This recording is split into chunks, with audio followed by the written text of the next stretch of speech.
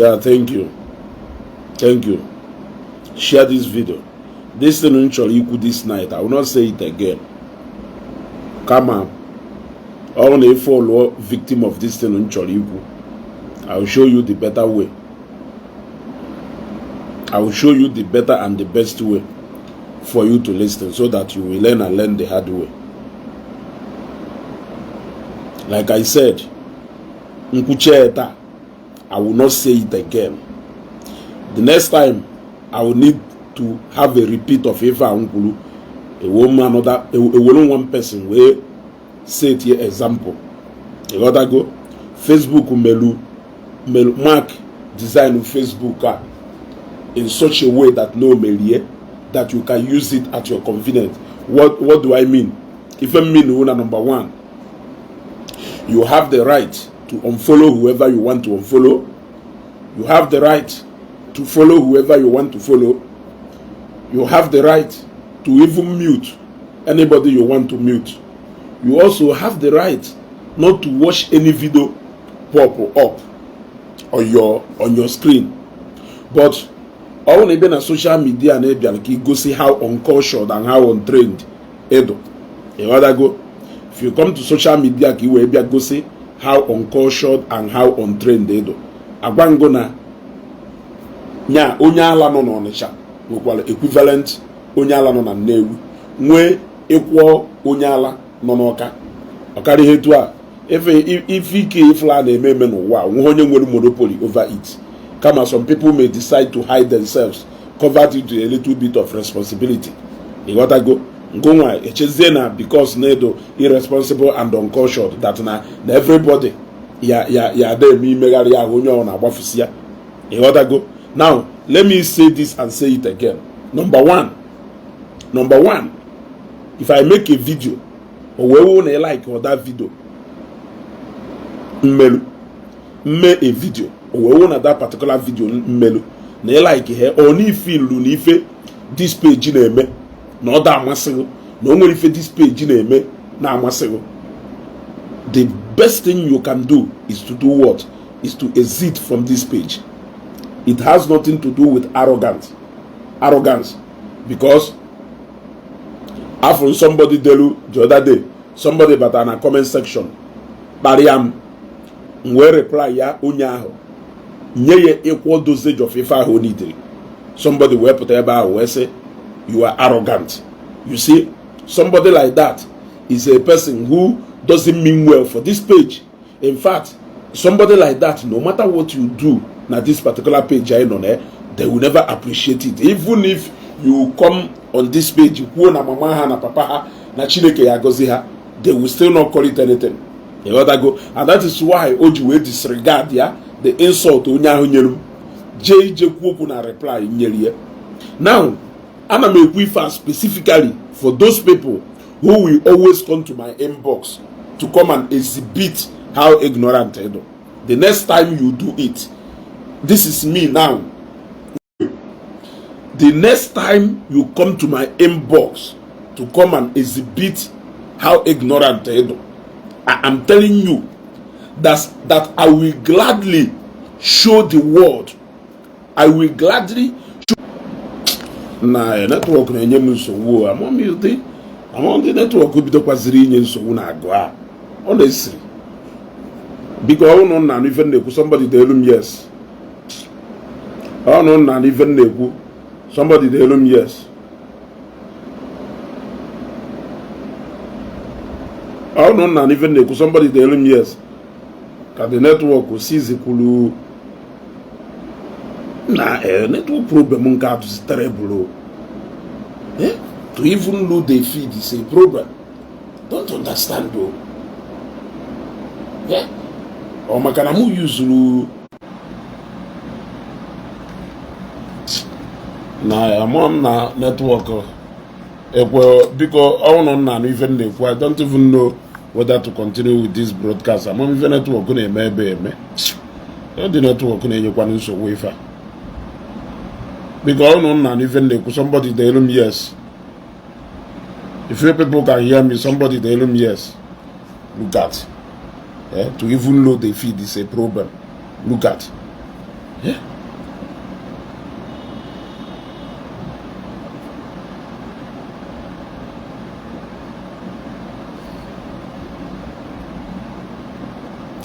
Okay, so as I was saying, you will decide there to make yourself an scapegoat. You will be in my inbox. Kebia exhibit here how ignorance is done. Now my inbox. I want to tell you today so that you know that I will gladly showcase to the world. Yeah, gladly I will do that. And before you do that, make sure need 100% ready. Yes, make sure need 100% ready. This is how you people end up pushing Ogechi, and when you push her or respond to her,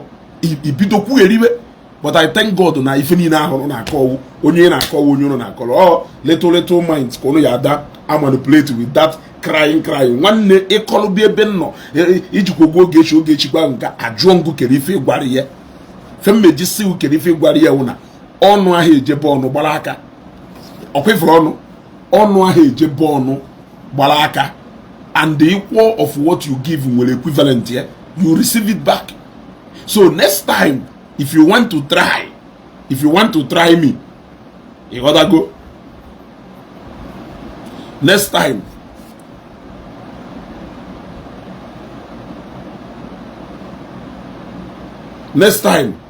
if you want to try me, try batana my inbox again. Before you know it, a block. Nya, a block. Why are you running? Oh no, Karagaka. A batana my inbox. No. Can we wash yago to size? They will be a be belongo. You gotta go. Can we wash yago to size? They will be belongo. Look, many of you, you gotta go. Many of you, ne deba hono na ha nife. Batana my inbox again. Bia gosion weyu. Can kuzielu example of dosage Ogechi wailo ono no ne bagwa. Blue batana my inbox. Can go sego nya na munyeru no na Facebook a achome ma because ofodo ni mu no lack manners. Ofodo ni mu no lack manners. Unemu manners. E like ife mmadu na eme hapu page onye agaba. Onwe ndị nọ na Facebook a mada eje na page fa. I can assure you that onwe people nọ na this page Facebook a adama ga na page fa. Onwe even na ga na page fa game because of gono I don't like what they do. Because of gono I don't like what they do. And instead of you nje na page ha eje name one thing I will gladly do is to ignore their page. But nkego wu eputa itu ute dinelana. Name puku make page post before people like iri ife name afia ibulu nuzo gochara ye nenu. Ekwu aka ekowo onu ideba ahu ni nwele onu. I am telling you now that you repeat here again, whether in a comment section or anywhere, I will go and take it. I will open your profile. I will collect your photos, any picture flow there. Since Nike Kono, I will tell you I will show you the advantage over you. I will tell you that I can put your picture here, watch here continuously every day in a live broadcast. Every day I can dedicate 10 minutes or 20 minutes for you. Every day, I dedicate 10 or 20 minutes for you. Take picture eba. Any picture decided I will gladly do that. That is the advantage over you. So that advantage is what I am ready to use now, provided no further moon with sense. Imagine the audacity of mother either walk in and out of your comment section or in and out of your inbox anyhow because of gono. If you don't know page ebe or we back in with knowledge, go there. Page here need your commitment.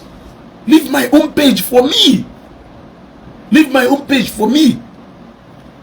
Epu ha galalam never imagine na inbox or na comment section. You are making content with this, you are creating content with this, you are creating content with that. Imagine mother that says you are creating content with Okuro and Igbo. or Ezugo, you are creating content with Odera, or Ezugo, you are creating content with so and so thing. Yeah? Imagine somebody may when everybody was still asleep. Who can sonande waking up the mind of people? Did you see what is happening in the hospital now? Did you see what is happening? Yeah? Are you going to underestimate the power of so many broadcasts and the videos I made to wake up Okuro and Igbo and wake up people to show him love? Are you not seeing that love coming to him? If I say I want to visit him, and I say if you feel like you want to do, it's a choice. You can as well. The first video, the second or the third or the fourth, fifth, was multiple videos concerning condition Okuro. And the wake up call for people who love him to come through for him. I've done that video a couple of times before I left and traveled to South Africa. Now, the first video, the last one also, my account number Okuro there. This one is a visit and it's a choice. It's a choice for whoever that feels like he want to. It's a choice. I made it very clear in that video that whether people do anything or not, I have made up my mind that I want to go and see Okuro. I said it clearly. So you don't like if I remain at this page. Can you even be a man at page here? Apachahanya isoruna ndepolo turo Okuro ohi. Apachahanya ngonga biari correct. You are creating content with Okuro. Isona ndepolo yonyohi. Isona ndesre no neme eye service. Isona nde ponarie so many apogoli na Facebook. Eh? Go to the page feature and leave my own page. Yes. Go to the page feature and leave my own page because it is not by force. Let us not push each other into doing something we will both regret. Because the next time you drop a kind of comment, I will show your business partners online. I will show your family. I will show actually old enough that number banner profile fu onye drop such comment ifela na emem because ina anya isita na mama mmado or na agadi nwoke or na agadi nwoke. Each and every one of them, almost 90% of them, are the people who imagine somebody name me fame for name about in a comment section. Baby, you can hardly see that. So for the name their profile, you will be shocked. But this is just me, calmly, on a normal. This is not the mood.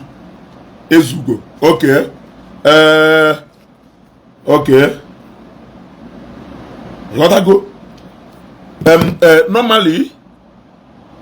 Normally, this is not the mood. Nancy, Femeji block because of Nimweho profile picture. Man, only with profile picture, I can maybe do with you. You gotta go. Try here with your real account. You gotta go. Can you walk in any? You gotta. So leave this page and go. Let me make it clear to you. In every of the stand on social media, from the you can never change my stand. So now that you know that when he changing my stand from Ebengu, why can't you leave my page? You don't even like anything about every topic in the any topic you on irritating. It is me now gladly telling you that you can never change my stand. Rather, I will be more than 100% ready to give it to you the way you want. You want to go? Etu akunusi we groom show Ogechi. Ogechi nyewo on ya unu be the recruit. Then I can tell you that this is a higher version of that Ogechi. I believe no throughout that period I joke Ogechi. It's supposed to reach a man is go one on Terezuga than Ife. Need to come back. Yeah, that is a little bit of a dacha that we choose to hide that part. How to go about it. You gotta go. Some of you do so uncultured. You gotta go. Some of you do so mannerless. Some of you who illiteracy to the highest level. For God's sake, you must not go to school for you to be literate. Yes, you were na yaga university before you were marry ife. Iya amalu ife do enlightened. Ufodu ni munu no obodo oyibo no na lunu ni. There is nothing in your character that shows that you have gone to the western side. Nothing, absolutely nothing. When it drop or comment, you generally comment mado drop. If you have that who is this? Opo name unya, opo onyo mujeko wani, deme nuno. You gotta go. Mana comment section bia opushieru. So if you me une wota comment ya, e wonu picture, e post woye. E post woye. E mari feature imi me. E mari feature imi me. E wota comment ya. E wonu picture post woye. E cho wonu fake account to connect comment ya. All na trouble him meta onye na operate that account. Wona ga bo further. E cho wonu fake account we comment ya. A trouble him meta the face not behind that account wona mother ga bo further. Enough of this nonsense. I have to be honest with you. So next time you want to come into my inbox, do prepared. Especially those people who need evil. It show one fake account but on my inbox be a call to. I must dig. Go put a picture. Go put a picture. Go symbol. Go see your business partners. Go see your family. Go see more. That look at only their father. Look at only their mother. Look at only one. Look at only your boss in office. They need to see your conduct and the way you are conducting yourself on social media. They need to see how your engagement in social media. You see, for the moon should grow up. You people, some of us, some of you, let me put it this way, should actually grow up. A lot of things in able to think of the fact that no for will problem a whole lot of problem jurugisi. But the moment they be on social media, they be back to onye on our capital lawyer, onye on our Igbo, onye on our specialist na social media. Onye go na go. Onye go na social media. Onye on our work okay, onye on our wodogu. Yeah? Onye on our lijura na Facebook. Even jekuye wo ko yale wo onwe kisi we fo picture man comment and more photos. They got to go and more photos. They got to get equity case, put a case. They got to get equity case, put a case. We call you 1, call you 2, call you 2, 3. They got to go. This is my platform. Yes, I dictate what goes on in this platform. Nobody is going to dictate it. It is I dictate what goes on. So even before I block you, I will first of all show the world the caliber of a person you are made of, because all madukuoku emalukuche madukuoku emalukuche you other go madukuoku emalukuche na uoberu je dinelana shi uo paro shi lo paro chi uo mana ejo ne ya chi lo paro chi uo ego single ife njuwe carry na Facebook a you gotta go ego single na comment ga also ndị nchọrọ ka ha ya afia mana na post so here na etu oha ona half. In fact, more people will even see you. More people will even see you. It's not a must na like Evangelist Kobe ekugonya page Mataya Seketa. For the past how many months I have not even visited that page. Or even at Wase, even na Chokanga Revia. Page here, the Light of Africa. For over how many months I have not visited that page. There are so many pages in the magazine visit, because at the end of the day, can even Nejeba Hejacho. If I open at that page, no for the pages here, total opposite of even Choredano. So I would rather go to pages. Man and Luo, I'm on something. I'm on pages you only make every morning in Teta Hola. I must visit those pages ka mmalụ update mmalụ ife na-eme. A lot of pages ije na search history mefia when them are de jene enchancha when them are de jene enchancha if was or less no we something to trending let's know and if I do trending I'm on pages in the major mfia or no we even na search in na Facebook or we put not on a page ya a gem direct to that in general man oh man no kata to all this keda a gem na page Matthias go no can neji jecho there. Every single thing Matthias could go to trend the afro ikekwa afunya na page onye post ye ejem denene unwere ụfọdụ pages ma da memory ke search na Facebook for what unless no nwere reason nji we search here. So why can't you do the same? So from tomorrow henceforth drop what commenting we ko si we do na Facebook bịa na my inbox ka ị bịa too onwe ule fọdụ n'ime ụlọ ya bịa iti equal picture wedding go na nwunye go iti equal picture wedding go na nwunye go o iji nwunye go me DP o iji nwa go me DP o iji nne go me DP ifele ekwe iworu search profile wori e jene eto onwe ule na Facebook iwo search profile jene eto onwe ule na Facebook eh. If you don't like Evangelist Ebukobi, leave him alone. You don't like when I say things, leave me alone. You will go to Ebi Agwam Namuji Okurora, make content. When we were all over Facebook creating content, Butelai enmity, you were part. It's on a part of those people na accuse you because only love Flokurora genuinely, only Flokurora Nanya genuinely. When any video melu makokurora ya upset you. Because na video ni neme makokuro awo video ya bari yulu. So wo video mmelu make ya upset you. All because na ekpori ase, all because na icho ki forma biare, all because na iso na nde choro ko nwo. All because na iso na nde filu na glory oji asha eno. No na upset the demon no in you. Onya patalo if we ebe there is something do negative or positive, something do positive about Okurora. E wapo also na kwisi na aja ona afo telefone afro na mukuro ku deficit Okurora so uno nwere onye sure it's a choice. I have already concluded my visit to Okurora.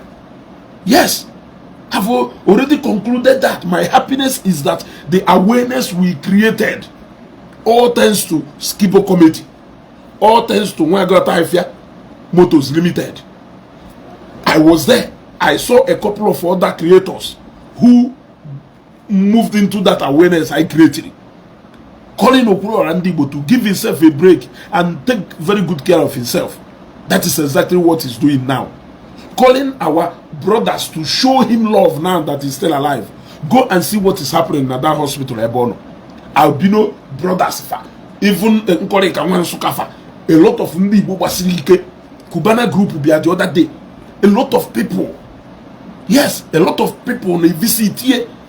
If not because of that awareness, I create Gasare. If not because of that awareness, I create Gasqualo. Okurora Mudike Kaketa, or no appointment na Uniben na Soka. Na University of Soka. Sorry. But we wouldn't know appointment na Unizik Oka. But we still know the different than Suba. But we still know the teaching hospital now. If not because of that awareness, or if I can hear that for now. But that call, a wake-up call. Do you think now so many content in name na Facebook here na name for nothing? My Facebook page currently, since is not running or a monetizable yet although eligible. So many of us are here to impact life. We may not be sent. Yes. And let me say this. I been on Facebook. I believe in the anointing of Evangelist Ebukobi. I believe in the call of Evangelist Ebukobi. But just like Etu Akuzayon Siweku, I am not Evangelist Ebukobi. I'm telling you. I am not Evangelist Akuzayon Gwaragu. na ọ bụlụkwa evangelist Ebuka Obi ka ọ yawu mgbe ọnwụ na mmanya ahụ bugidorugwu buteghị ebe ọ nọ ka ị malụkwa na ifego na-eye eme ewuo olu na-eme ya tụrụ ya esi mee onye ọ na-ejebe so ka ọ ghara ịwụkwa oge ọ na ị na-abịa ebe ọ na-afụ nsọ nsọ anointing ebube afọ ụna na-abịa ebe ọ nọ. So nna agwakwakwa ihe ka i wee mara ya tata ịghọtago. We all believe in the call Chukwu kpọrọ ya. Same with so many other men of God nwere the real call of God n'isifa. Yes, anyị na-atụ egwu Jehova, azụọ anyị azụọ, anyị nwee home training, all home training ka anyị nwere. At this I greet you. All the kind of family background or the kind of training enyela anyị wife kpatara anyị ji comport nwe onwe anyị to some extent. Ọhọ na anyị wu ndị nsọ nya anọzi ifu Angel Michael efu anyị ma ọ ifu Angel Gabriel efu anyị ma ọ n'oche ahụ Evangelist Ebuka Obi suke na ibupụ ya edoghị nne no akpụkpụ melu ho dị nọ n'oche ahụ. That is to say na ịma amụrụ ịmata ha nya esu ngọkpọ n'ọnụ ife a na-akọwara opio ka iwe. That is to say na ị nwere ike ịtụkwasị ụla ma Evangelist Ebuka Obi ụla fear also. Oh, may God bless you. May God bless you and multiply everything you have ever worked for in the mighty name of Jesus. Nwachukwu agozie ngo. If I will Evangelist Ebuka Obi nwere ike gba na enwe ayola. Kedu ife nwere ike ime na igbe ezugola. Nwere ike imanwu ife enwekwa m ike si na Zion ebe dadi bikwasa maka n'isi gbere m ekpere. Mana ịma na ọhụụ dị anointing ndị a n'ime edu n'ime ịghọtago. Ọhụụ dị anointing ndị a n'ime du n'ime ịghọtago. E nwere ike ịtụkwasa ụla kịta ịghọtago. Hey, Daddy Shima, I greet you sir. Nwere ike ịtụkwasa ụla kịta dara ife dụka ebube m nsọ gbee ọgọzie uve mmiri nsọ nye gị genuine ngozi onye kwụrụ aha ngozi nke onye iwe na-ewe. Now the question remains, what will happen n'ime ezugola? You may never tell. Ịghọtago. Ya kọwani na onye jewara ka gụ na ya ofu onye ọya ala ndị n'ụlọ ọgwụ onye ahụ ife aha kụza ya ngwarago ị na-ewu ihe malụ na ọha Ebuka Obi ka ị na-ewu akụ malụ na ọha Evangelist Ebuka Obi ka ị na-ewu ma na onye ị na-ewu owu onye dị capable of ime anything ị nwere ike ime. Inwe this understanding ịkwa inwere onwe ugwu because ebe akparịa mụ mkparị gbarogo ese mụ n'ọkwọ ndị ụka nwanụ. So omenala na ọdịnala ị na-epromote sị kparịba mmadụ. So omenala na ọdịnala or if okay let's say na ibelieve on ọdịnala ibelieve on omenala. So the nation law gwarogo go kparịba mmadụ. Ana m ajụ ajụjụ ọ gwarogo go kparịba mmadụ ịghọtara ọ gwarogo go kparịba mmadụ. Ana m ajụ ajụjụ the law of nation ọ gwarogo go kparịba mmadụ ka nna ajụ. Respect is reciprocal. I mean, if you don't know the value, you don't need to expect it from anybody. Because only what the value of respect, you will give it. You gotta go. Only what the value of respect, you will give that respect to whoever it is due. You can always give your opinion without insulting anybody. You can always give your opinion without insulting anybody. You have to understand that this is the result of what you have given. You don't need to expect anything back in return. Do different from that in you. What I go? I repeat again. You can always give your opinion without insulting anybody, without even akpasuni mmadụ iwe mana ikwu gị ife ahụ ị na-edere ikwu and onye ha ghọta ife ahụ ị na-ekwu mana unu pụta the kind of conduct unu na-exhibit na Facebook onwezi onye reply unu ma onwe onye nyere unu dosage of ife ahụ unu chọrọ ife ọzọ unu yekwu n'ọkwụ ndị nwanụ sịrị na ha awụ ndị ụka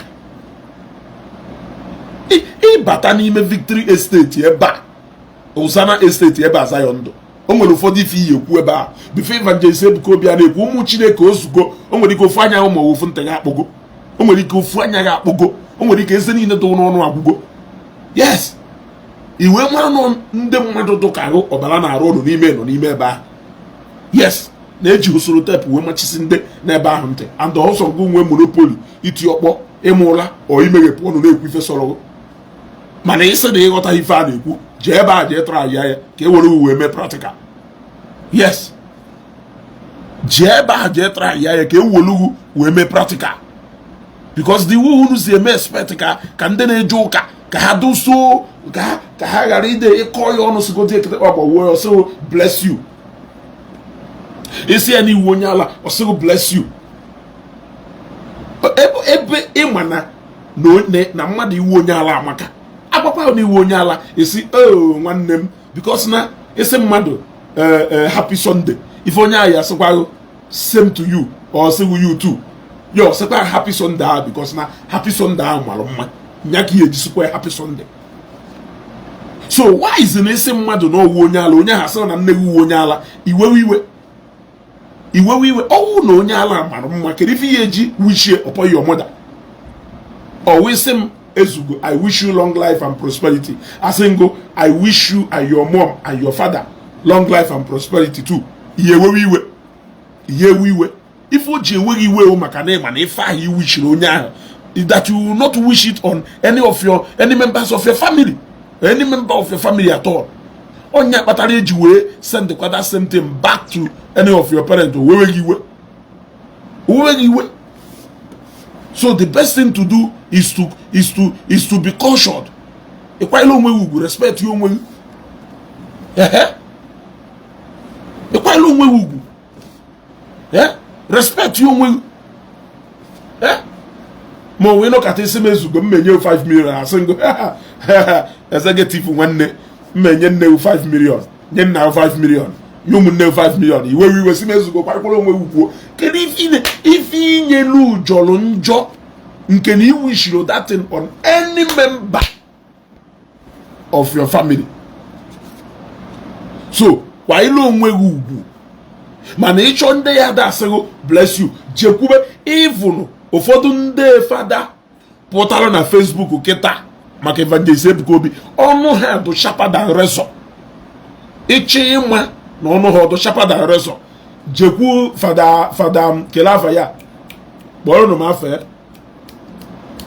m afa ndị fada na-akọ n'ọnụnụ nya ha narị eyipụ akwa white ha nwụghị ịkọnụ yes ha narị echefu na-etere ha mmanụ iji wee gosikwa na ọhọkwa mmadụ niile etere mmanụ dụkwa jentụ maka na ịda elu odumeje owere ọkpọtiwọsịcha agha ọnụ ijekwa odumeje agwa na kọlụ onwelu na Chineke nyere specific assignment ọ na-alụ and na assignment ahụ agbanahụghọ na ịma ome adụọghị ọkpọ n'ọnụ ịghọtago so ọ ka i wee malụ na ịvụnụ ịdụra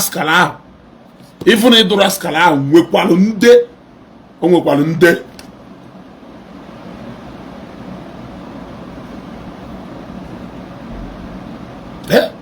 so kwanyere onwe gị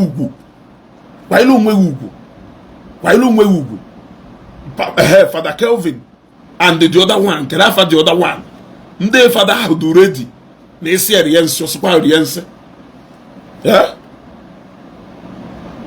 isi eriensi ọsịkwa eriensi ọ chọghị ịma so this art of na ife inyelu that you will not be willing to receive it back it should end nyabia to an end even jagwa gị ya wụna a device go new means mmeji esatụrụ ọnụ ebia ka igosi m na edo uncautioned or na edo proud of your conduct na social media we will test you by showcasing you to the public so that the public will see the stuff you are made of so that the public will see potentials are in well, so that people will see you and see you for who you are. Or carry head to her. Onye ka my own judgment is we do clear.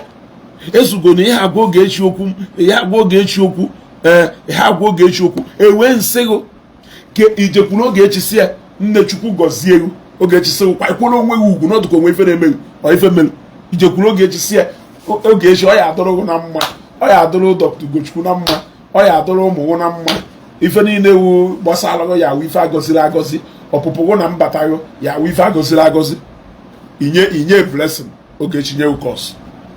Ọ dị possible. Ajụkwa nga ajụjụ ọzọ. Ijekwuru ihe gozie ihe onye ga-akọm ọnụ. Asị ka ọwụ ijekwuru ihe kparịa papa ihe ọ kparịa mama ya wolu nwa ya kpọ ya aka wobata dị udo dere na nkọ chikosi unu niile ọnụ fiọkafịa n'ana oweweghị iwe gụ na ya eme planụ iwe gwa ya nke ịgbara ya gụ na ya eji wee mee planụ o wee mara nke ọ ya agbaghị ịgbara ya nke ịgbara ya ka ọ fụshipụ ya anya nyanwa wee je buru ụta wee mee press up nyanwa wee je mee press up wee je wụta nke o wụtara wee mee ihe ibebe akwa ọzọ ịgbarụzie bọta na social media. Ọkwọ ndị unu na-emere ife ahụ. So I repeat it again ka ọ dị clear na Facebook a. Before ịkwado ebi ebe again ịbịa exhibit kwado do ready. Ịghọtago do ready because na ya collect here as it dey hot. Whether na ebia na inbox ka ebia na comment section. Whether na ebia na inbox ka ebia na comment section. Iya collect here woto. Ịghọtago iya collect here woto. It doesn't take much for you to respect people. Mana ife I do good. Nwa chukwu ụba nye na atọ ga mụ na mana ịmana ife na-ekwu eziokwu. Ịghọtago ịmana ife na-ekwu eziokwu. It take you much to respect people. Like I can disagree with you na any opinion, but I will tell you the reason. Nji we disagree with you. Ịghọtana n'ife unu mee na-eke ọka mmadụ apụtasị okịtaba gbawukwa ahụ nwaanyị na ihe agba mba ahụ na-efe a ka ha sọpozuru ime instead of ime nka mana ọnụ ụdụzie sharp isi onye ahụ kịtaba gbawukwa ahụ onye ahụ asịzie ego otoro gbawuo oluzie ịghara ịla mba ji akụ na ịkwụ ụdọ ofu ka ihe ewolu ife ihe nidizi na netwọk na-enye anyị nsogbu ya ọchịchịsịa ndị na-watch this broadcast. Others go with the network problem, they don't cap no. Can't just go too much. Can't just go too much, yo.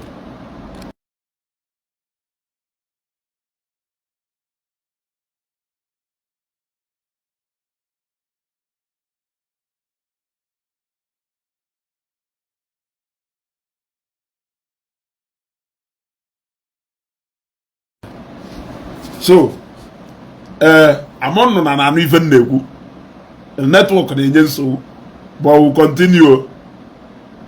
Network na-enye nsogbu ịghọtago. So even na-ekwu bụ mbụ na ije ebe mmadụ na-ekwu okwu na Facebook wee si onye ahụ for example na-esi onye ahụ kedeba gbawuo ya onye ahụ wee sịkwa otoro gbawuo na ife ihe emewu olu ịghara ịla mba ji akụ na ịkwụ ụdọ iwole ofu iwe ozie nke ịgọrọ ya iwelu nke ọ gọrọ iwe ya side by side and o nwere specific people mmeji wee bido ife a na-ekwu na Facebook. Specific people. I will start it with you people. So leave this page for your own good though. Agoma ayogi hayo. Mazi Shinonso.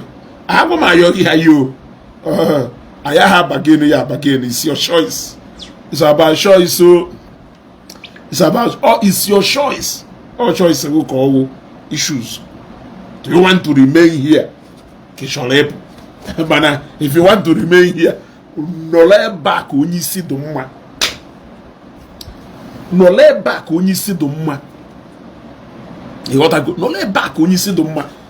If a page and achieve, you can never, yeah, yeji one as a good the way now. More protect and develop. If a page achieve goals, is what you will be do. Iye timbu back and isi. Iye timbu back and isi. Makiva ile kuna page ya nagafa. You got to go. Na afubu encounter bomode network problem njedo na Lagos nga mbatalo. Onwere ife na-eme ndị mmadụ gwanụ m na onwere ife na-eme na Lagos. The thing does it too much. The thing does it too much. So even jiwe nwa ọkwa ahụ ka mmụọ ọkwa ka obiri ya ebiri na ntị. There are so many things we can never agree. You gotta go. We can never agree on that. Yes. And if you cannot stay here to argue like a responsible person, you always want to come here. Kine exhibit your ignorance. I will help you because you want to showcase your talent to the world. So I, Ezugo, I will help you to showcase that your talent to the world. So before you do that, to show na nya ke onwe nkwuchakwada akwado before iwe bia. Ke onwe nke nkwuchakwada akwado before iwe bia. Fodo n'ime ụlọ enwere ozi any atom of conscience left in you. Eva kodera ajiwenwu epostu video maka odera inwe problem with everything. Inwe problem with everything. Yeah?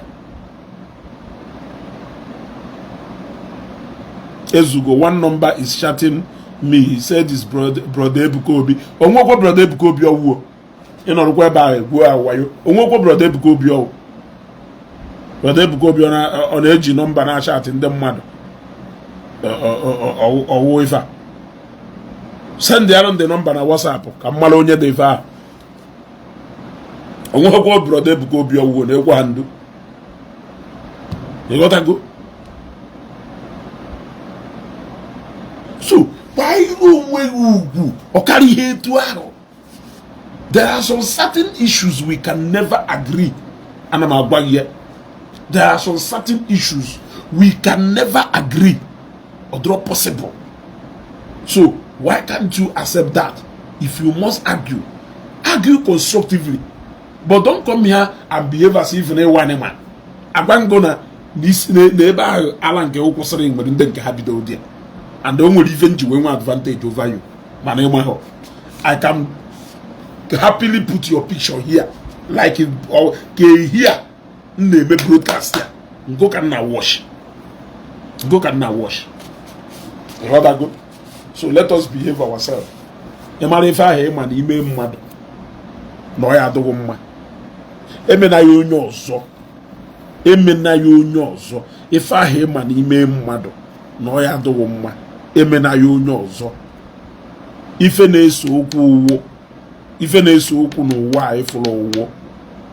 N'ihi emechasi ife niile kwere omume.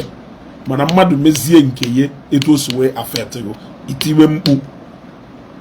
When we look at fair justice, you should assure that he who goes to equity must go with clean hands, or he who comes to equity must come with clean hands. You gotta go. Franco Wolabi, thank you very much, sir. Must come with clean hands. Etwa, can see with South Africa, but did me video yesterday. For some matter wamo biadewo na onyo no na uje South Africa mula anu yet no leba na eme video. If such a person want an enemy call na this page, because no an enemy call na this page. Oh yeah, man, that we have actually mourned Odera.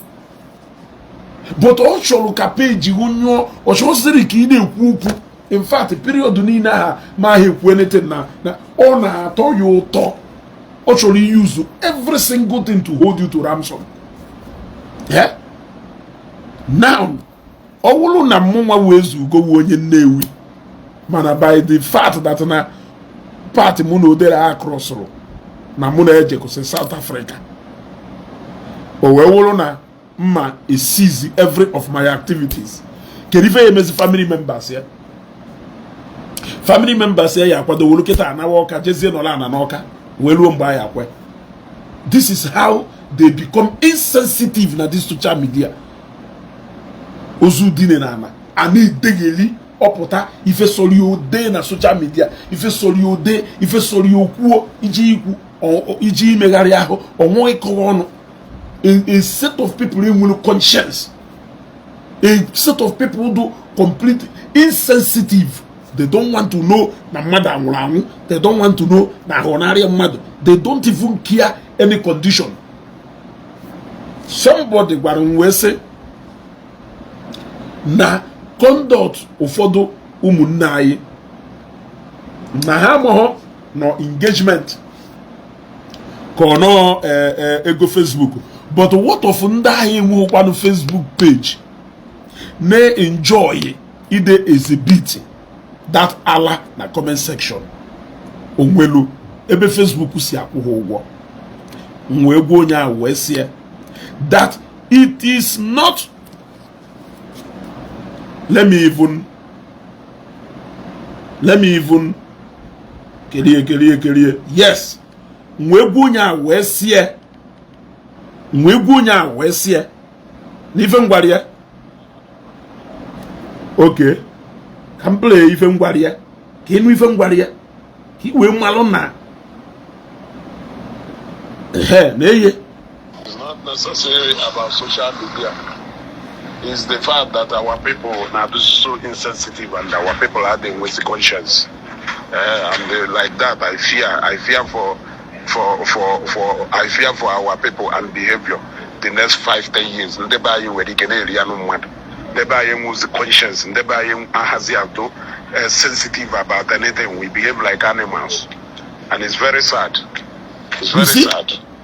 Well, it is not all about ego Facebook or because at the end of the day, even in the Nwero page, they are also exhibiting the same ignorance and behavior.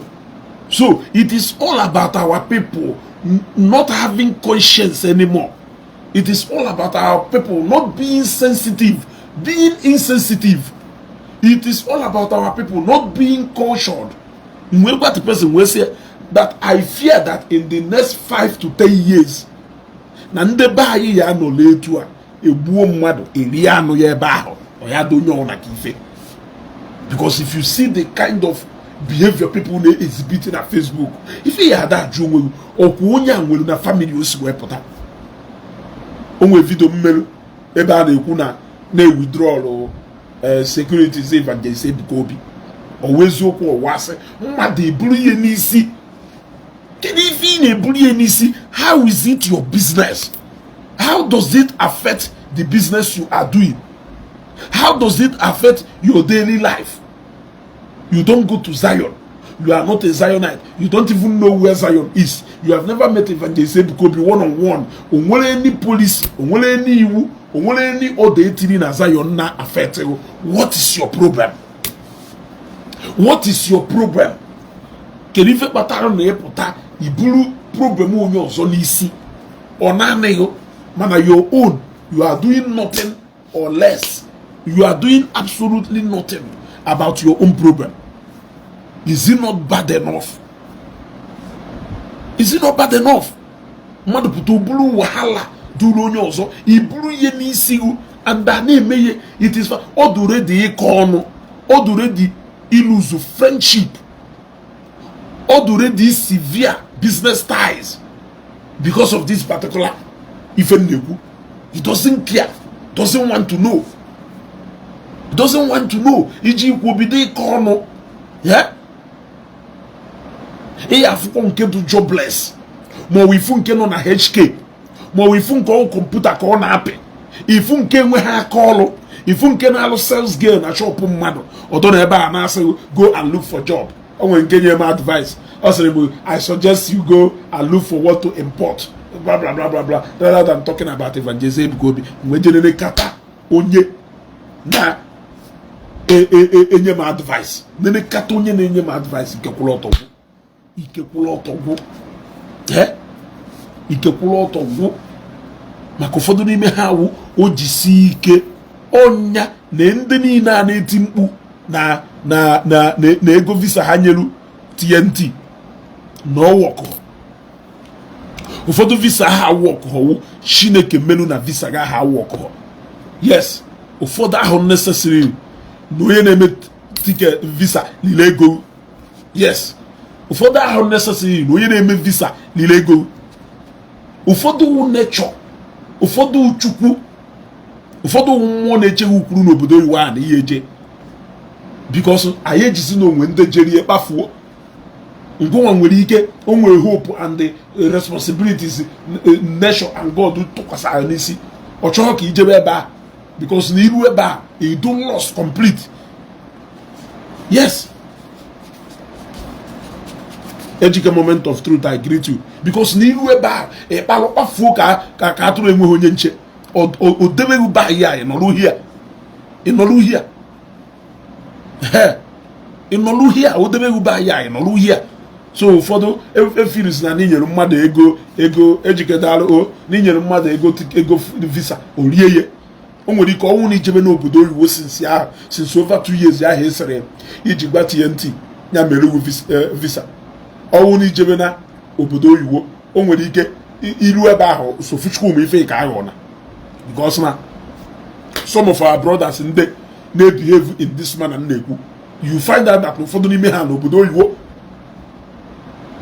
onye ọnwa na-asịghị gosikwanụ m effect of obodo oyibo ahụ nọ ọnụnụ ọnwụ n'ime travel ruo ifu life ndị ọcha si ebi life be ha. If ihe eme enwe bata iwolu that part of enjoyment ị na-emebe ndị ọcha ị bịa replicate ihe n'ogbe ihu ndị ogbe ya afụ n'ọkwụ na-etu aka life si wee do na the other side. Ahịa ebu igba na-eti ọnụ, iburu igbo iti igbo etie, ọhịa iburu igbo idewe igba iwolukwa ọnụ na-ekwu. Kedu ife ka na-ekwu? You have crossed over to that side. You have seen life. You have seen life and what life is all about. Bring whatever thing you feel n'onya melu ndị ọcha o ji wee wụrụ ọka ibe were ewu nata na your community. Yeah? Shinagoroma Antonia, I greet you. Oh, thank you very much. Were ewu nata na your community so that they can have a taste of ife ahụ ndị ọcha ji wee wụrụ ndị ọcha. Oge ọwụna a na-ekwufusi ọnụ efu, a na-ekwudo ọnụ efu ekwu, amara ọma na-ekwu okwu, a na-ekwu ọnụ efu ekwu. Ụfọdụ ndị nọ na Nigeria ebe a ị na-agwa bịa be ndị ọcha bịa be ndị ọcha, ụfọdụ n'ime ha chọpụta ịbịa be ndị ọcha. Ụfọdụ many of them do 100% comfortable here.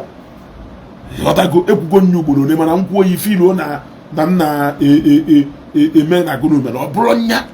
I am telling you the fact. Some of those people in Aguku here, they are living far more comfortable than you. Upon Nobuda in Esina tax here, they provide all those things for themselves, and they are still making more progress more than you. Anadona Zubelu Nyamwe, Anadoni Hubelu Nyamwe, Anadona Kochop Nyamwe. On age ego olutareba, Jewal fuel. When walk for him to have oko, oya fuel, for him to enjoy anything he enjoy almost nearly free there. Oye jege provide there here. Mecha kwifeni na ma fukwe go juweme investment. Ma fukwe go juweme investment. Way more investment more than you. Yet in obodo you wanna akuziri anani ne do no gbegu ekeye ụzọ ịtọ 2.5 onde n'obodo iwu ogorie ka onde nọ n'ụlọ ụbọchị ụna ejuru nru onwe gị ajụjụ a wee saa ya onwe gị ụbọchị a ka ị amụ ife ụbọchị anyị deceive de onwe ma na ife ijere obodo iwu ije mewu ka ije hustle onwe good life ha kpụje ebe a ka iwu nata ya n'ụlọ ọnwụ 24 hours electricity ndị be anyị na-eji 20 something million shop mụ amount of solar na shop m mana one guy nọ n'elu uwu nya dị bute lithium battery amụhụ capacity lithium battery o butere ife wee shiri panel ghadisi ebe niile wee nyezie ya ọkụ mkwụọ ya 20,000 ọkụ ọ na-enye m ana m eyuzuche almost 2 months and ịghọtago nnadị eyuzuru ọkụ ife awụ innovation gosiri na mmadụ bi n'obodo oyibo onye ahụ marụ n'obodo oyibo ebe ahụ ọ nọ na ọkụ na-awụ 24 hours na-ada ewu ya ewu o wee bataba ya o wee chọba kedu ife m eme ka m wee mekwa ka environment m dụkwa ka etu ahụ ọdụ mgbe m n'obodo oyibo o wee bịa to the point where he can invest close to 20 million na just solar then nyesi ya to people ifu na nnọrọ na mekwu na this guy biko no Thailand or na this guy biko no America na effect n'obi n'obodo oyibo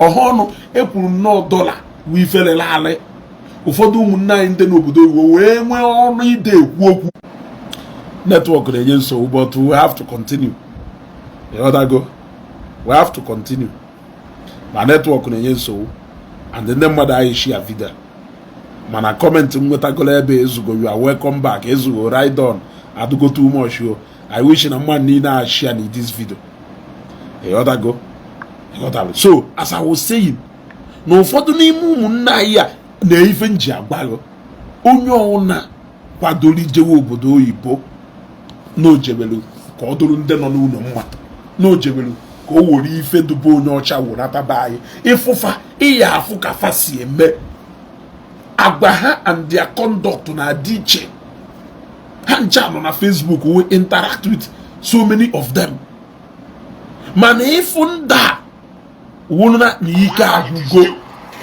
ịfụ nda wụ na ike agwụgo you will also know mgbe na-agwa nsịgo n'ọkwụnụ kịta ka a lot of ụmụnne anyị ndị n'obodo oyibo na-apụtanwụzi na Facebook mgbe ụfọdụ n'ime ha ịbịa nọrọ na-akọ ọnụ nke ife iji aka ọnụ dọla nọ 1,500 iwetazie $10,000 o 15 million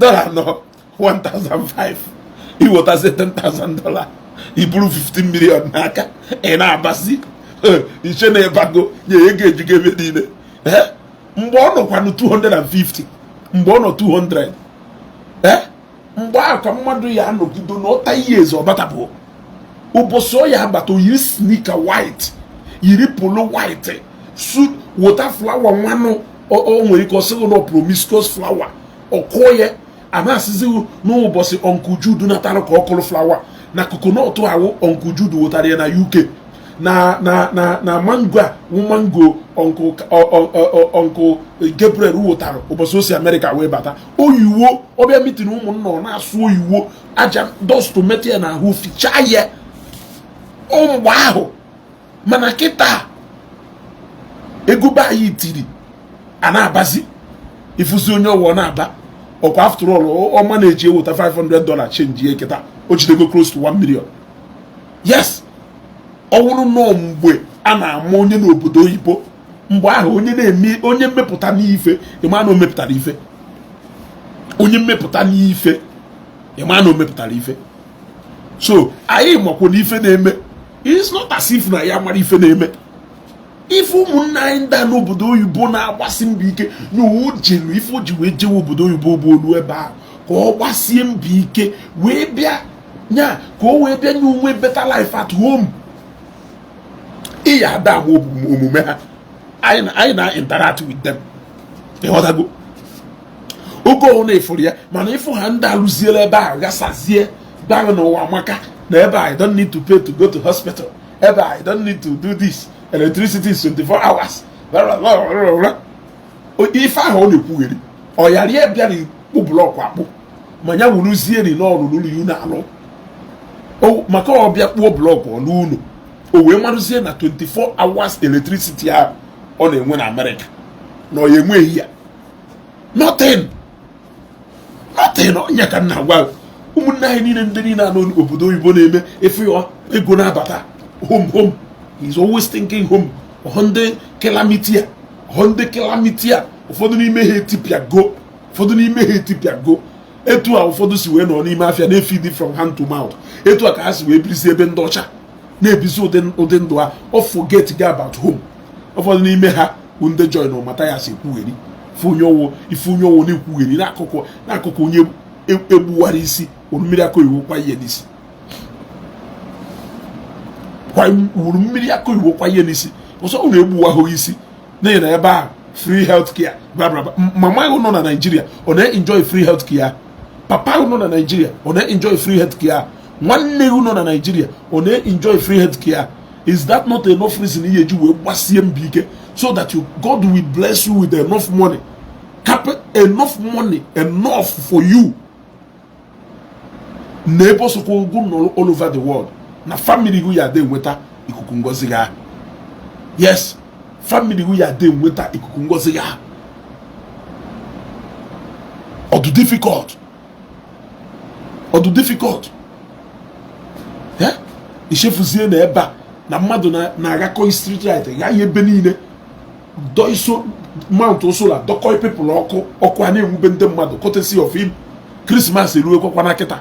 A lot of people are planning kwakwana empowerment ha eme na Christmas. Ụfọdụ ụmụnne anyị ndị na ebe a na ụfọdụ ndị n'obodo iwe nwee conscience ịnọrụkwa ebe ahụ ịnọ na-achịfe Jizọs merewu, na-achịfe ndị ụka merewu, na-achịfe ndị pastọ merewu, mana ndị mmadụ anọrụkwakwa n'ebe a ndị Chineke bless golo enough that they can remove more from their pocket and bless those who don't have. Ịnọrọ na-asụsụ oyiwo, ịnọrọ na Facebook na-achọsọ onye ihe eji maka evangelist Ebuka Obi Kọnụ eji ime ikwuo na ịnọ na UK. O nwere nke sịrị m ezugo you need to travel out. You need to travel out. Yeah? You need to travel out. Ụfọdụ n'ime ha akwụkwọ ndị mbụ ụzọ wee mee travel. Ụfọdụ n'ime ha wụ ndị mbụ ụzọ wee mee travel. Business travel o, ọgwụ travel nke na njeribi. N'ọkwọ ndị mbụ ụzọ wee mee travel. Ya ya da agwa ezugo you need to travel out. Ezugo you need to travel out. Yeah? Travel and see. Travel ilu inene. Onwere ụdị travel nwere ike ime n'ụwa nwere ike change relationship with God. O nwere ike ese na ma ho born again ma na mebu Bible n'isi. But that does not mean that na ma my relationship with God. So onye ka nji wee sị go na among the kind of family ebe amwere go mana amam nke ebe amụrụ. You got to go among the kind of foundation family nwere mana amam the kind of foundation family nwere. Yes, I can do so many things here, man. I'm not age brain when because now my baby is weapota. Oh, my baby is weapota, and now for that one way goes wedo. So there are so many things you can never expect from me na this social media. So I want na page mona wagis. You have to go on time. Kegari meto fife picture you do all over my wall, and I can never delete it. Nti hayeti. Onwe ife nwere ike ime n'ụwa ka nwopie inidro ka agba nya nkịta ha agụ onwe nya nkịta ha agụ ma ha agụ until n'ime public apology na Facebook send alo nye we post we ka ndị mmadụ wee fie. So onye agbara ọgwụ enwo ịnọrụ Holland nọrụ efa nọrụ dia ịghọtago anyị nwere ndị nọcha dia. We can even go there if we want to go. You want to go? Obodo ibe a inwekwunu ndị na family ya yi nwecha ndị citizen amụchara ebe a. Nwecha ndị je gụọ akwụkwọ ebe a, nwere ndị bi ebi. Nke nwanne nke m ofu nna nọkwu ma nọrọ ọfụma. So, kedu ife dị fa? Ezugo you need to travel out. Ezugo you need to come to America. Na ebe ha America na ihe ekwusi okwu ife gbasara ụka. Oduka ya sị na ọhụ ndị Zion American branch nyeru 5.something billion. Mana ha sikwuru na ebe ha America ezugo enwe anwa apụtaghị obodo oyibo. O dependere family isi na ewepụ. O dependere ife kpọwụ wee je obodo oyibo. Yes, ọ na ife kpọwụ wee je obodo oyibo wee iru oke ịgba mbọ wee better the life of your people. Irukwa ebe ahụ, you will still be praying to God to make you more successful. You will still be praying to God to direct your path. You will still be faithful to that God mmeri iji wee fụ onwe n'obodo a nye opportunity a mana ọnwụ na reason iji wee chịpụ obodo oyiwu owu ka ị just selfish life you just want to go gba calamity biri ndụ mere makwa ndị anyị yiri trainers and sneakers na-ese foto every time na ọ na snow gosi anyị na oyi na-atụ ilu ha ebe ahụ you want to be as free as a bird ilu ebe ahụ you want to explore and ọ ka explore akụ ụfọdụ megidolu 10 years gaa before mara ife na-eme ọkụ ga 50 years ọ batazi ọsọ you know what I'm saying ezugo you know what I'm saying I don't know what you are saying I don't know what you are saying oga amara m ife ị na-egwu phonetics and the intonation nwere ife nji eme ịbụrụ onye ọcha ịghọtago o nwere ike nsị ụsụọ ya native language kịta ọ bụrụ Nsụka ka ị ya azụ ma ọ wụrụ ịza ọ wụrụ isi ka ị ya azụ nwere ife nji you know what I'm saying ife nji ife niile eme because aghọtara m ife ị na-ekwu that is true so ụfọdụ n'ime ha na-akọ ọnụ owu onwere ụdị ọnụ ha akọfọ ha sị na ife iji wee ka nọrọ ebe a na-ekwu maka ụka na ife iji wee ka nọrọ ebe a na-ekpe ekpere wu because of na they travel bụ out asịnya riri he UK nke a nwanne m nwaanyị birikwa ọfụma oge ọ na ọkpụ ekpere n'ọnụ oge ọ na Jizọs na-apụ ya n'ọnụ although even more spiritual than you can imagine. Is it not about choice? It's about choice. Yet onye batara UK ọfụma nọrụ UK biri UK ọfụma yet oge ọwụna o chefuo relationship ya na Chukwu o chefuo relationship ọgbụgba ndụ nwere with Chukwu because no ma ebe o si ọ ma foundation ebe o si I have another of my cousin who citizen UK citizen oye ji ọnụ ụgwa my brother jitesikwa Chukwu ike na onwe ife Chukwu adọrọ capable of ime onye agwara na amụrụ ya mụ na UK citizen obigo UK if I'm not mistaken over 40 years to 50 years mana ọ na-abata mana go na ekwu okwu ọ na-asị it all varies mana ị na-agwa ya ewurie na-aba ike ọnụ ngwa na onwe egwu gwa m onye ewu n'ogbe egwu ka anyị wee malụ because you can hardly see onye wu somebody n'ogbe ye onye wu somebody na family ye onye family ye ma effect of no jere obodo oyibo you will hardly see them ha na-ekwugheri ife ha na-ekwu you will never see them ka ha na-ekwugheri ụdị ife ha na-ekwugheri on ndị nwere adres on ndị forget go ndị befa on ndị be ha ka igolo aka bye na-afụzi ha kọmentị ha onye ọfụ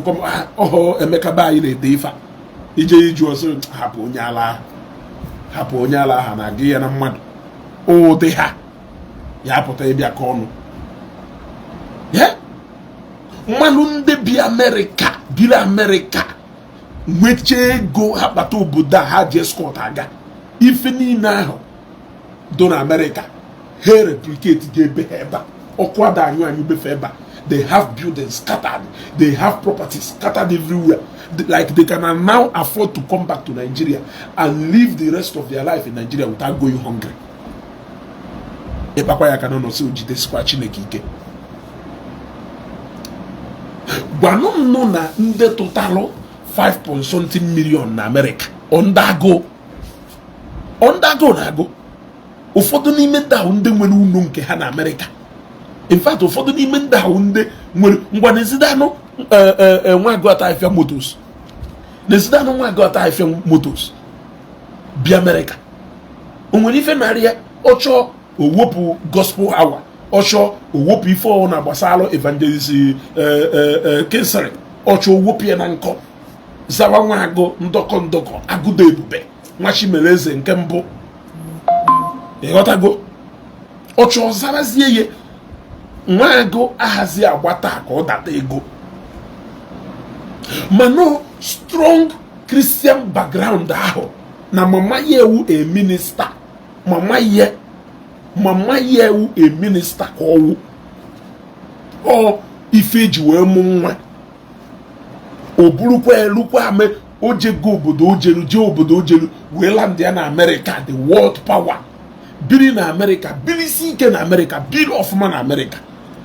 Na America onwe power, na Nigeria onwe power. Still aka na akpọkwa Jesus ya na akpọ Chukwu ha. Ụfọdụ n'ime unu na-ekwuzi no camouflage ka ụfọdụ ji eme. Was that nke umewe camouflage? Wonu ya emekwa camouflage now. Iju na ihe eme camouflage still onwe uru ọba onwe nke nwanne onwere nothing ekute dibia mmiri efo.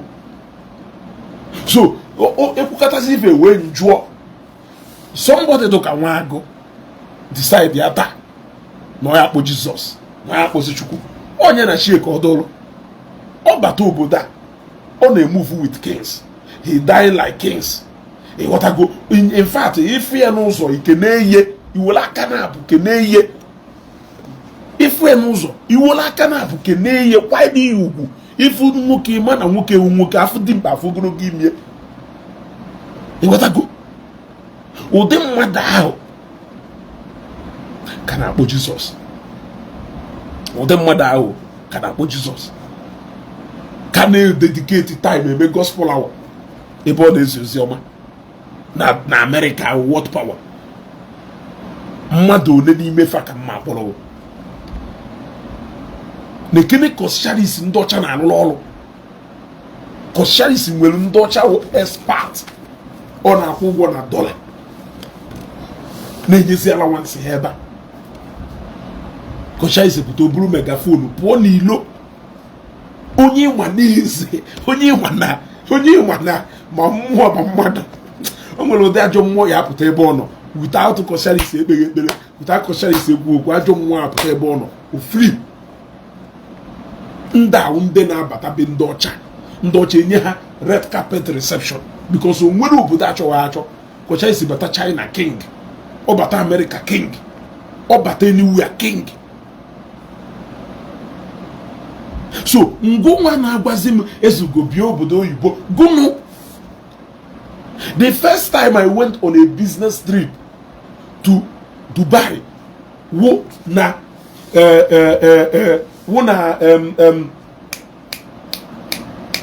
October, September, second week of September 2013. How many years from now? How many years ago? 14, 15, 16, 17, 18, 19, 20, 21, 22, 23, 24, 25. 12 years ago. Batalu ebe a wee malụ n'oge prayer luo n'oge ndị maka Dubai wụ more like 90% Muslim. Wee malụ n'oge ha ji ekpe ekpele luo ifo a emechisia offices fa ha kpechakwa ekpere ha chigatakwa back. Dubai, they still believe in prayer. Ubosia haji ejoka. I'm on Thursday kogono. Either Thursday or Wednesday. Somebody should remind me. Ubosia uluo. So also nde ahazi eje. Maybe in how Christians unde yemepe shop. Mana nto zoni ne. In fact, Dangote no n'office ye kita. Oge haji ebele luo. Efuye Atiku Abubakar. Efuye ute ato na compound. Jeba makulu ebele. Atiku Abubakar, Waziri of Adamawa. So when I look at this man of power, Mandeno na Nigeria, Mandeno no Obodo Oyibo, I'll begin to see ofu Wanza ya batana comment section mo. Ebia kono, Wanza enwebuho nkoma. Amabuho left here from right here. Or batana comment section mo. Ebia kono. Yeah.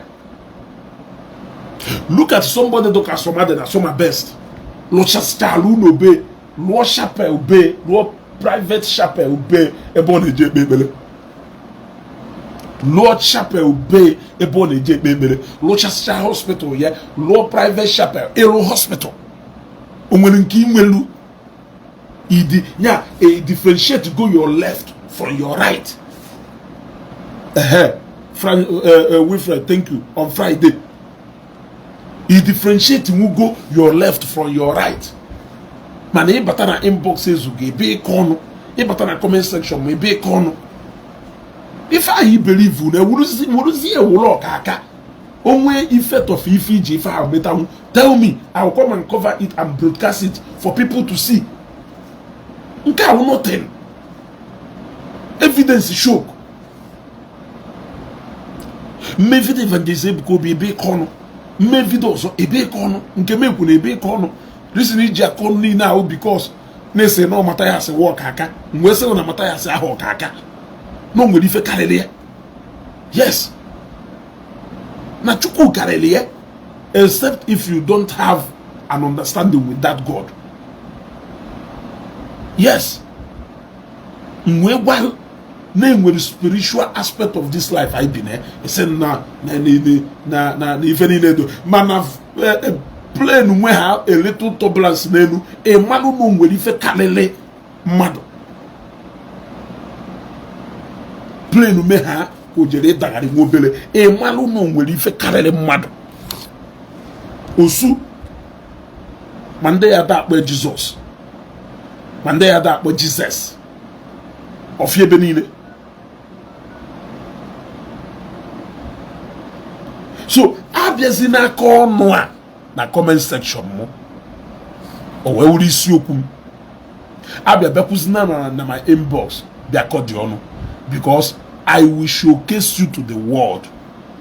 Ndị mmadụ afụ ife na alụ fụ ihe afụri onye na-eje ohi before ọ bụ iju ohi okpe ekpere ịyara afụ onye na-eje ohi o before pụọ ije ohi okpe ekpele o jegwọrọ ọgwụ iji wee gosi gị na ọma na ife na-eme n'ụwa dị eme na nkịtị na-enwe spiritual aspect of this life anyị na-ebi na ngụnwa sị na Canaan o nwere na everything about this life na ọdụ Canaan ọkwa ife na-esere gị okwu iji abịa akọmọnụ nji ikwesị m ezugo pụta obodo oyiwo ezugo m bịa obodo oyiwo mbịa obodo oyiwo ka mfụ anyị machakwu ndị ọcha bụ ụka n'isi anyị machakwu ndị ọcha na-esi be ha bịa synagogue church and ha nchawo ndị nwere ego be ya ọ ndị ọgaranya ha nwere ego business class ụfọdụ n'ime ha ji abata obodo a business class ka so many of them ji abata obodo a enwebe ụdị ego ihe eji be economy o wee wuru ije gba business class mana knowledge who do very vast in nothing, in absolutely nothing. A na-ekwu ya ọdọ ka mmadụ amụma ekwu okwu amụma mmadụ one nwa n'obodo oyiwo ha bụ ụka n'isi and they are doing fine. Like these people are frozen reason kpatarori ọwụrụ na ife mmadụ ji akpọ Jizọs ya ka o wee do successful a frozen reason kpatalụ ha eji ka na-akpọ Jizọs ya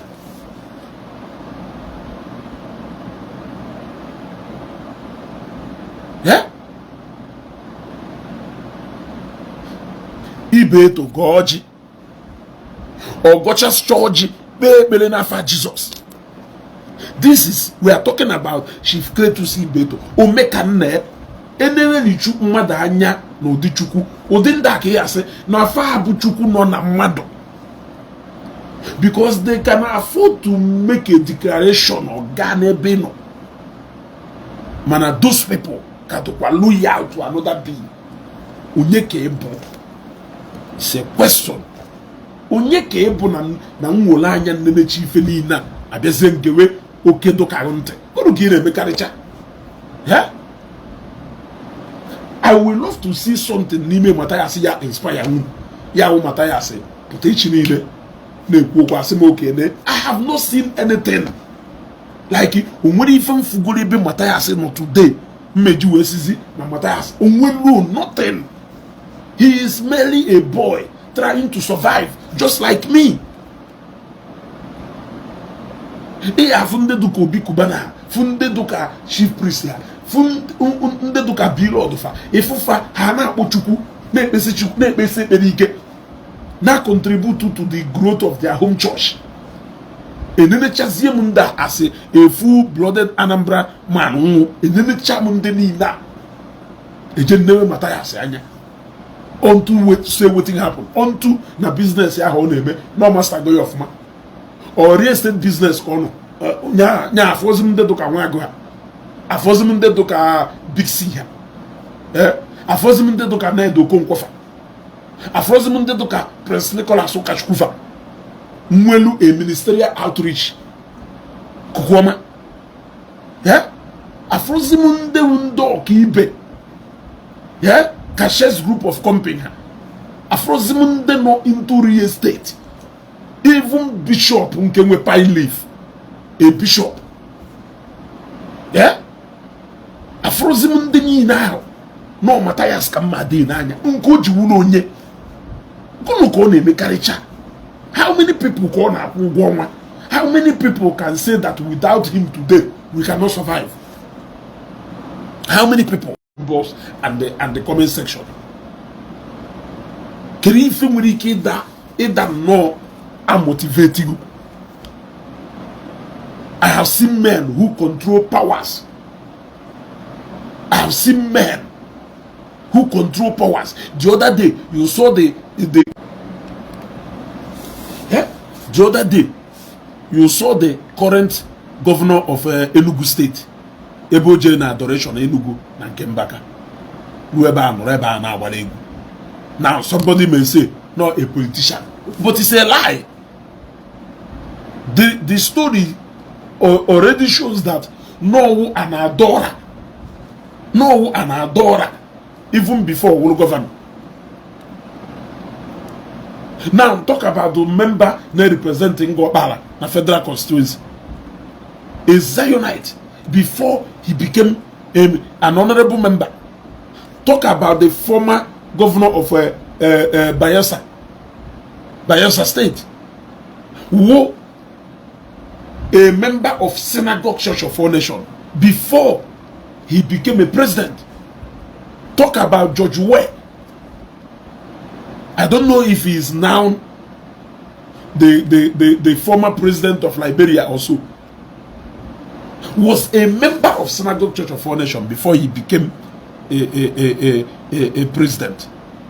So when they now assume their power, you will now expect them to drop whatever thing they were before they became men of powers.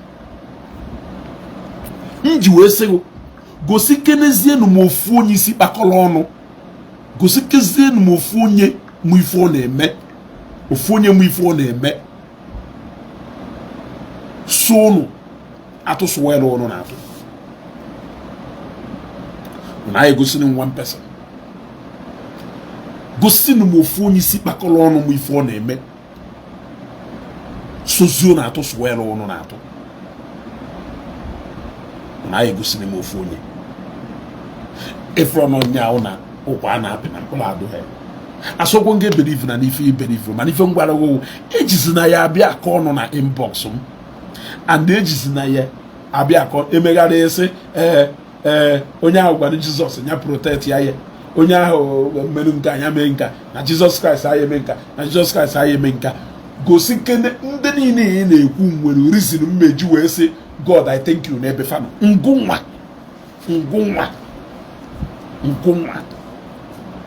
ụfọdụ n'ime unu emelụ ụda na unu emego ife ana na nsọ nsọ,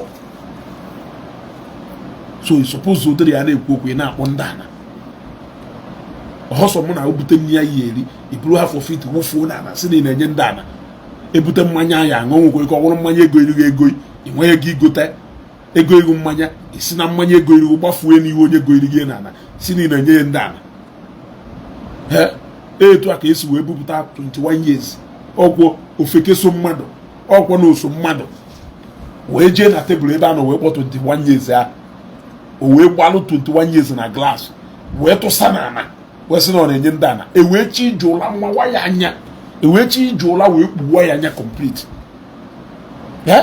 wee sị ya mmanya ego ole mmanya almost 400,000 ihe gota nwe nda na be nna ya ahụ ị na-enye mmanya ọ na ha amaghị na ihe egotanwu even star ihe ji wee were mmanya ngala ọnụ na-agbasa n'ala. But nevertheless, you can do whatever you want to do. But I want to see onye na inspire. I want to see onye na inspire. I will not deny the fact that Namusi from a Christian home may if do otherwise or decision, I will answer it on my head. If Ojo na mmele chinile, I will not deny the fact that Namusi from a Christian home. It's either Namu deviated from Tishina Yenyerum, Jemeye because of a reason. And I will own up to it. You will not blame it on anything. Although very clear. So, the fact that I say, oh, Kwando Kawano, Agwagi folk are Nebuchi, yes, you're going to. About so many things, mother and they made proud of it. Manese that ni neme nezo yezo, or ni neme mother yamadu ni neme yeme. Because of that consciousness that Nehemana Nando gonna have a fa that is unheard of. Nefa wife adoho right. And they know, you know that it can never be accepted. It can never be accepted. Because of your strong religious background. So, for the religion, if not because of religion, Africa had to go finished. In case if you don't know, if not because of religion and culture and religion, Wutu things can do's and don't in Africa here. So don't come and tell me that na if you Donald Trump. Donald Trump is not just the president of America. He is also one of the most successful men in America. Yet he knows the value of religion. Let me not even be specific about whichever religion. Or he knows the value of religion. Non-Goma, BC America be. Donald Trump onye America. Non-Goma, BC America be. Ngoma biare bala atash. Emokwa na ebrisha must go. Ngugari okwu ebia sem ezugo mopota apota. Gwakene munde niile nọ na Facebook bi obodo iwa champion omenana jụọ aka color gate ha do fodu n'ime ha amahọ. And it's not just na fa na acha akwụkwọ ha ejibata, or maybe na ha enwe ha akwụkwọ. Fodu n'ime ha na sustain their lifestyle ebe ha no like that. Yeah, eshuta na pounds, irisa na pounds, eshuta na euro, egbasa na euro, eshuta na dollar, itirie na dollar. Onwere fi yemenwu ba ya. Ụfọdụ ụmụnna anyị ndị bichakwa obodo ahụ na-agbakọ mba na-afọ ifuru mbọ ha na-agba ebe a ndị mma na onwere ebe fasi bịa. Ndị mma na aha ebuga ya eje America. Ndị mma na agalacha agbos come back. Ndị mma na what goes up must surely come down. Ndị mma na eburu jecha na ama eburu na ba na obi. Or how they Yawiru. They are not just looking at dollar na dollar or dollar. They are not looking at pounds na pounds or pounds. They are not looking at euro na euro. They are looking at Nigeria currency haneli. Eh?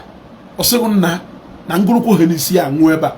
Nife mgba igwere eba ahụ 700,000. Mba ahụ. Kedu ife na-ekwu do ife a? Dokere onye na-akpọ n'ego. Ụnara m ego na n'ụlọ. Ifu ya. Onwe a napụta n'ogbenye ndị ọzọ kwa ọnụ okwe manya wụ na okwechara ọnụ ogolo nwo ndị ọzọ golu. Ama agwa gị ka o wee wụrụ na m na-ekwu okwu ife na-agwa gị reality. Ịpụta iju onye asị na ịnụgo nwaanyị n'obodo oyibo since over 10 years. I am not talking about ndị na-achọ akwụkwọ.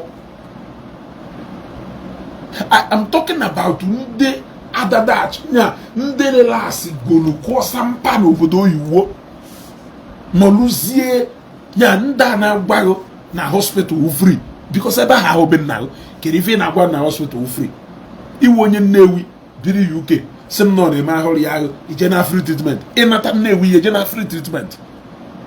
The answer is no. So that place is not Agbaromono na a typical example is Nigeria be Ifeanyi Uba. May his soul rest in peace. Be Ifeanyi mawalo mamacha shaman kene bia no na ya go. Man if go even na he na adoma ba also ko wolo come and shoes ha na ala hozibe ya ala. Na se photo be. Hasibe po eji event na oketiti. Na takwa be alusa kulu na alusa. Room ajebe niile. Nke onwulu onye ona na be ha. Isokwa solu na governor entourage. You are the governor photographer. You are the PA to the governor. 24 hours. Go na governor na we movement. Ono wolu convoy we eje na governor lodge. We eje be governor. We see ebe aja nwanne. Even if no after 4 years time, you know no 8 years, you will retire back to that hut. Or no flat in a rent and Nnewi or Noka on a Lagos. You will retire back to that flat.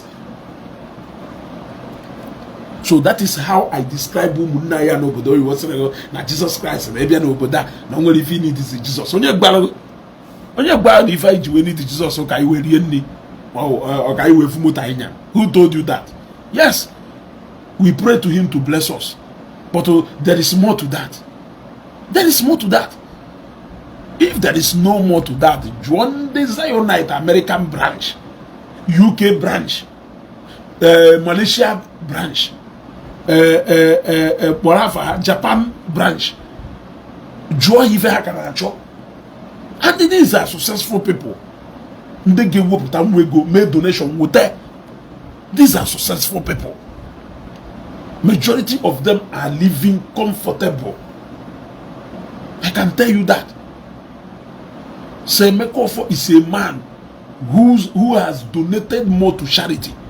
Will anybody nenye ife to charity because of God or because of God's blessing?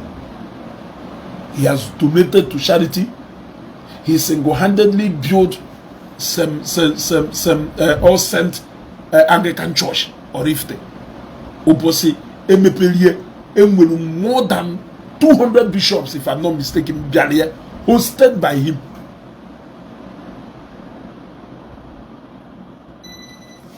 I'm gonna see.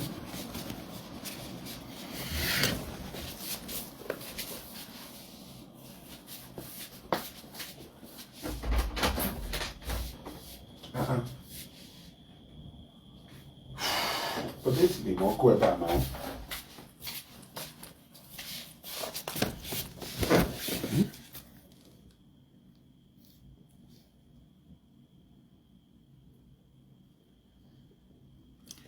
Ma wazifa eti di moko now.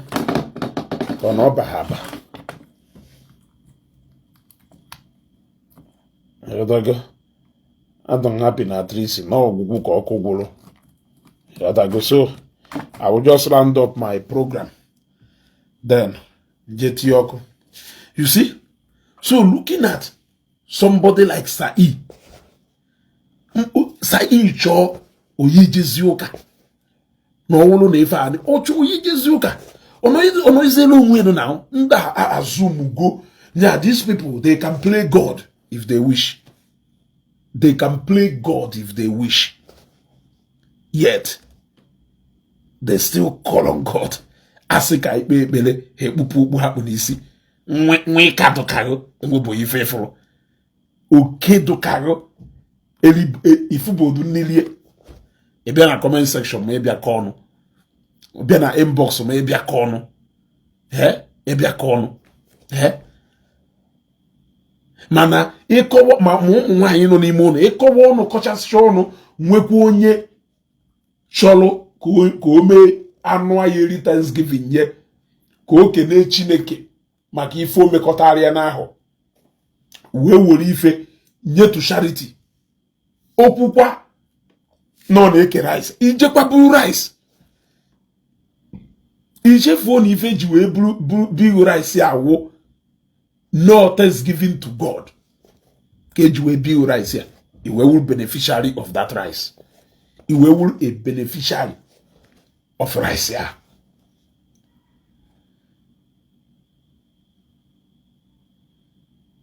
amon ne wotara ife nnekwu kita obi ga-ebi na ntị. So abịazina na inbox m ma comment section m bịa ka ọnụ, this is the last warning. Ịghọtago? O nwere na onye nke bịa na onye akaba eze emu bai ọ bịa chelo because aka m like ka m gụọ aka m like ka m gụọ mụ na-emegidere ife blọk m because ebe mụ na-enọ o wee blọk m o ebe a nna ha ekwu kịta na-agwa nyasị ya na ife ọzọ mmemme uketa awụ na mmemme uketa nsị ọkwa ibe eto ka ewu na mma ha eme uketa ndị mmadụ amala ọ blọk m ozugbo mana before blọk m screenshot go m picture mana ajọ ọsọ nhapụzie nebezie ya ndụ because na mụ na-ekwukọtala okwu. Imagine onye na-esi ihu be m anabe na akabọ na-asị m na mụdụ jobless nya onye duzie m nọ jobless o wee kwuwe maka Jizọs nya Humphrey nke ọ na-adị na ama ntụ pulpit ekwu okwuchukwu nya Humphrey nke ọ na-adị dị jobless nya Kenechukwu udo ka mma Kenelink Otos nya Kenechukwu udo jobless nya chi Prince Nicholas Ụkachukwu ikuku ọma ndị Igbo election ọzọrọ na Anambra steeti ya na ori ihe ga-eri ori ihe anything less than 5 billion ne mana nya nwe Prince Nicholas Ụkachukwu ministerial outreach nya ọdụ jobless nya Cletus ibe eto wepụtara ego single handedly lụọ St. Cletus. Louis Carter wepụtara ego single handedly lụọ St. Louis bịa malụ na any reverend father echiri n'uru agụ na ebiye moto. Ifeanyị Ụba wepụtara ego na-alụ katidral Bilọdụ na-alụ n'Ọka Obi Kuba na-alụlụ na be ha kpọba afafa so fancha niile jori n'oduzuru chapel nye so ha ncha niile do jobless. Mwe jụọ ya sie gwa m enye ebe iwu na akabọ oji ime gbafa mmadụ one mmajụ na akabọ ọgbafuo blọk ozugbo eketekwupu ike because ana m achọ ka mmalụ na ọwụ shifi ji na Ojukwu ọ dị na nwa na ashatimifa ịghọtago. Ana m achọ ka mmanụ onye dị ife a ọ jọrị ka ọ mata na akaba eze m na ashatimife a ya nwere ha picture egosi ha asị m hey na ịmakwa onye dị ife a nya ọgbafuo ọ blọk m ozugbo. Now this is what you see from these guys. N'enukwa niile eme na Jizọs wụ scam na Jizọs wụ wayo na ndị pastọ na-egwu wayo nwere anything do remarkable I can see na nnenewe your life. There is nothing convincing at all about your life. Ọnụ niile ahụ na-abịazi akọ ụfọdụ ndị na-eji akọ ọnụ awụ ndị ka mma. They are 100 times far more comfortable than you. Ụfọdụ ndị nne nwaanyị ahụ ị na-afụ na ha na-eje n'ụlọ ụka na osegburu ana na-ekpe ekpere ụfọdụ n'ime ha ụfọdụ ndị nna ha ị na-afụ their own time agago mana ekpere ha na ife niile ha na-eme translate manifest ya n'ebe ụmụ fanụ. Ụfọdụ n'ime ha awụzi ụmụ ha na-emechi ọfụma n'ọchị obodo oyibo nọrọ Lagos nọrọ ebe niile ka ha na-ejezi ekpere ahụ ụtụtụ efi osekpuru ana ọ na-ekpe maka nwa ụtụtụ efi osekpuru ana ụmụ ya ka ọkpụ n'ọnụ minwaanyị gụ na ya anọkata ịjụ ebe ọ na-agwa na o jewere ọmụgwọ ebe ka o jewere ọmụgwọ nwa nọ na Lagos then ngụnwa nọkwa obodo oyibo achagharị anya onye nke ahụ ị na-eme na onwe ife ọ na-eme ọ nọrụkwu n'ebe a zuo ụmụ niile na university zụchasịcha ụmụ ha na university ngụ nwa n'obodo nwaanyị anọ ma wawone ka nụrụ nwaanyị anọ ka mụda kịrịkịrị ụmụazị mmejere shaji ọkụ m